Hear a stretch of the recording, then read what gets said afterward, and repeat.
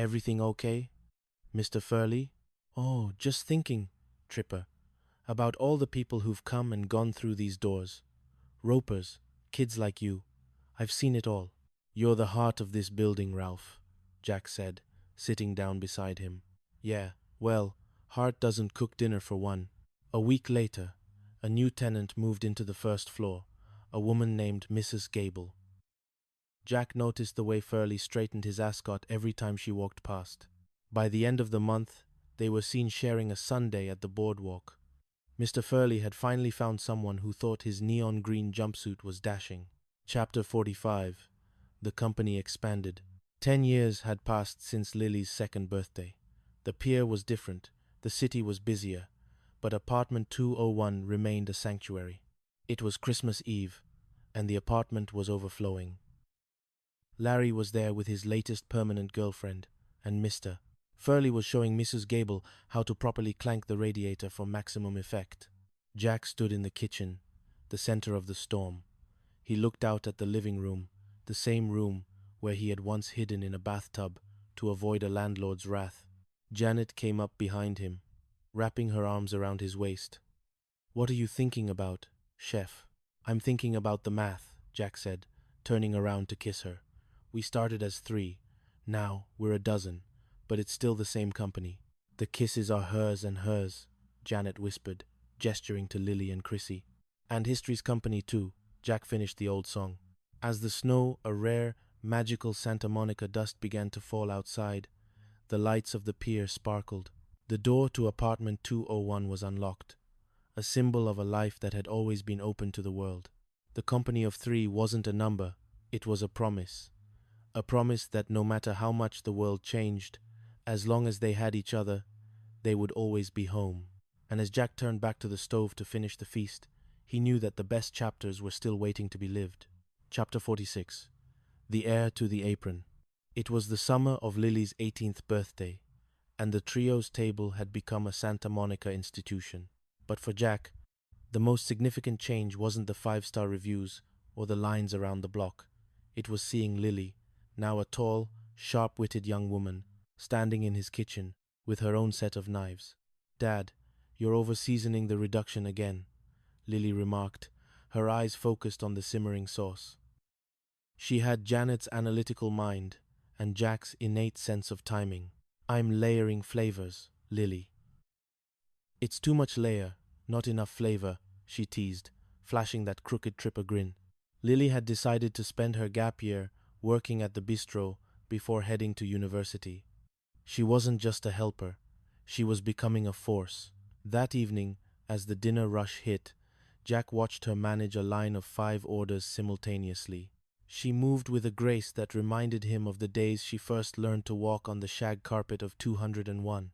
"She's better than you were at that age, Tripper," Larry whispered, leaning over the counter. Larry hadn't changed much, though his hair was a distinguished silver, and his schemes were now mostly focused on getting the best parking spots at the pier. "She's better than I am now, Larry," Jack admitted softly, a lump of pride forming in his throat. Chapter 47. The Secret of the Bathtub.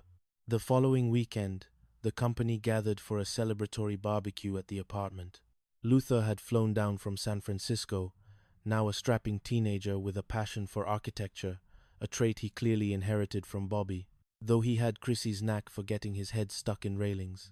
As the sun began to dip, Lily and Luther sat on the floor of the living room, looking through an old photo album. They stopped at a grainy picture of Jack and Chrissy tangled in a shower curtain, with a very young and very purple-faced Mr. Furley in the background. "Mom, Dad, Aunt, Chrissy, what exactly was happening here?" Lily asked, pointing to the photo. The adults exchanged a long, weighted look. The secret, the lie, Jack had lived for years, pretending to be someone he wasn't just to keep his home, had never been fully explained to the next generation. "Well," Jack started, sitting down on the edge of the sofa, "it's time you knew about the Great Tripper Masquerade." For the next hour, they told the story. The party where Jack woke up in a bathtub. The Ropers. The lie about Jack's proclivities. The way they had to hide Janet and Chrissy's decency every time the door knocked. Lily and Luther listened in stunned silence, which eventually broke into peals of hysterical laughter. "You mean to tell me," Lily gasped, wiping tears from her eyes, "that this whole family, this whole restaurant, everything, started because you were afraid of a landlord finding out you were straight?" "It was a different time, honey," Janet said, leaning her head on Jack's shoulder. "But it was the same love," Chrissy added, her eyes misty. "We did what we had to do to stay together, and look at us now." Chapter 48: The San Francisco Connection. The success of the trio's table led to an unexpected opportunity. Bobby had found a beautiful, historic space near the Fisherman's Wharf in San Francisco. He proposed a second location, the Company North. A tripper kitchen in the Bay Area? Jack mused, looking at the blueprints Bobby had sent. "It's a big step, Janet. Lily wants to go to Berkeley for school." "Jack," Janet pointed out, "she could manage it part-time.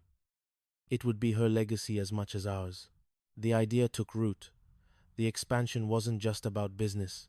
It was about bridging the gap between the two families. Over the next year, Jack and Lily spent weeks in San Francisco, blending the Santa Monica sea salt flavors with the sourdough heart of the North.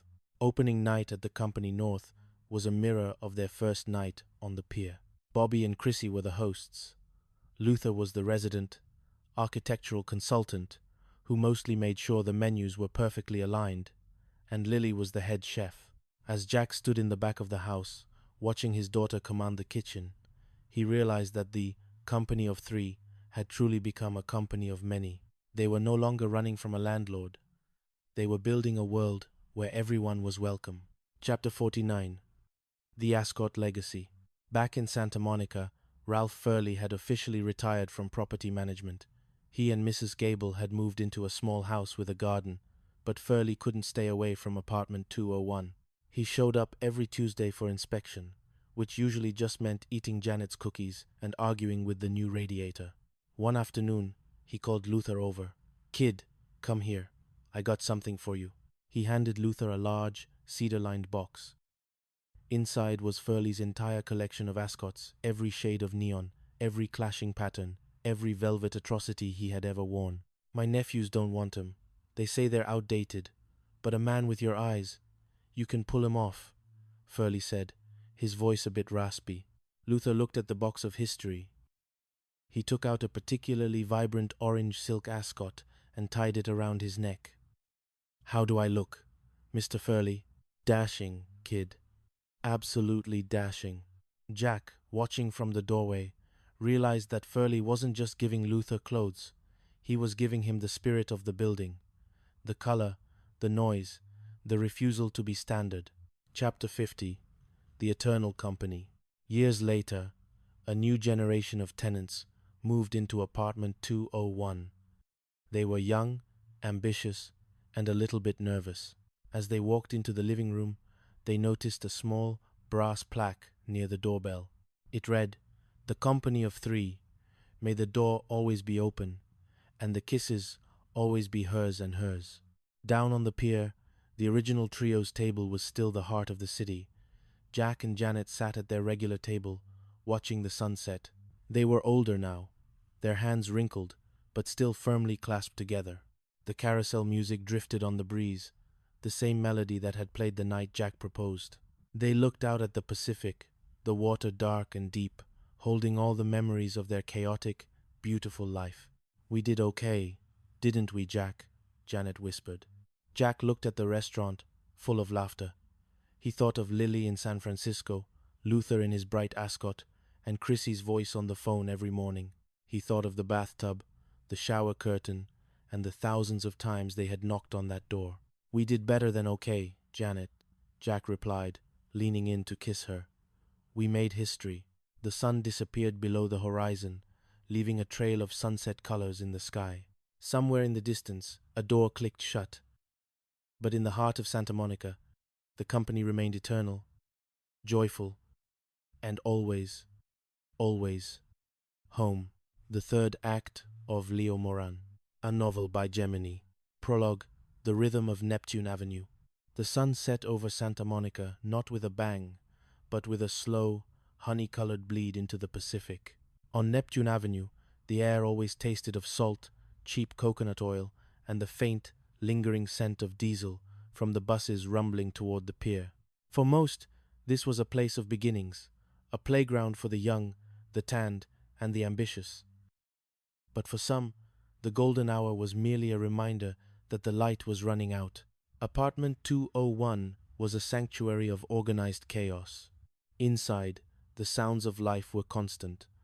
The rhythmic chopping of a chef's knife, the hum of a hairdryer from the bathroom, and the occasional high-pitched giggle that seemed to vibrate the very windows. Jack Tripper, Janet Wood, and Chrissy Snow had created a microcosm of the impossible. 3 single people, a man and 2 women, living under one roof in a decade that was still trying to figure out its own rules. But tonight, the atmosphere was different. There was an electric tension in the air. Jack was cooking, but he wasn't just preparing a meal. He was staging a performance. Chapter 1. The Ambition of Jack Tripper. Jack wiped a bead of sweat from his forehead with the back of his hand, his eyes fixed on the reduction simmering in his copper pan. To the world, Jack was the goofy, stumbling roommate who could barely walk across a room without tripping over a rug. But in the kitchen, he was a king. Tonight, the stakes were higher than a simple dinner. Nancy Norwood was coming. Nancy was the kind of woman who didn't just walk into a room, she colonized it. She was the daughter of the Norwood estate, a woman whose lineage was as polished as the silver he was currently trying to buff with a dish towel. For Jack, Nancy represented an exit ramp from his current life of shared groceries and bathroom schedules. She was the world's most gorgeous girl, a title he whispered to himself like a mantra.